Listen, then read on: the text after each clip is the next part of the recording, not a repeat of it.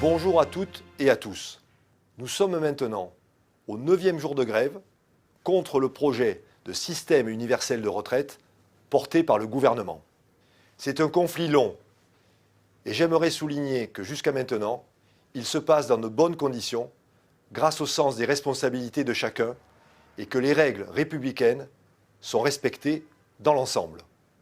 Faire grève dans le respect de ses convictions et dans le respect de la légalité et des principes républicains est un droit que je respecte.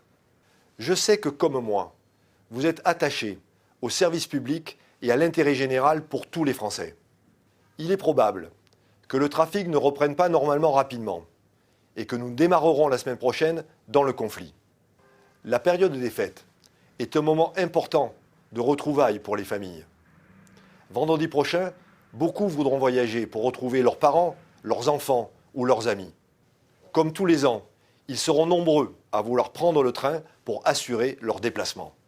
Dans cette période si particulière, je suis persuadé que le devoir d'une grande entreprise de service public est d'être au rendez-vous des attentes des Français. Les familles, y compris d'ailleurs celles des cheminots, comprendraient difficilement que nos trains ne roulent pas alors qu'ils comptent sur nous pour voyager.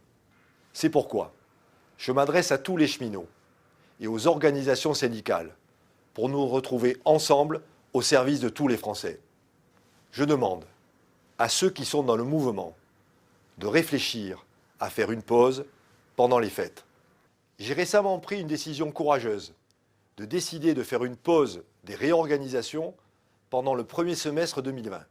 J'ai su faire preuve de pragmatisme et d'écoute. Je vous propose d'en faire de même. J'espère que ce message sera entendu.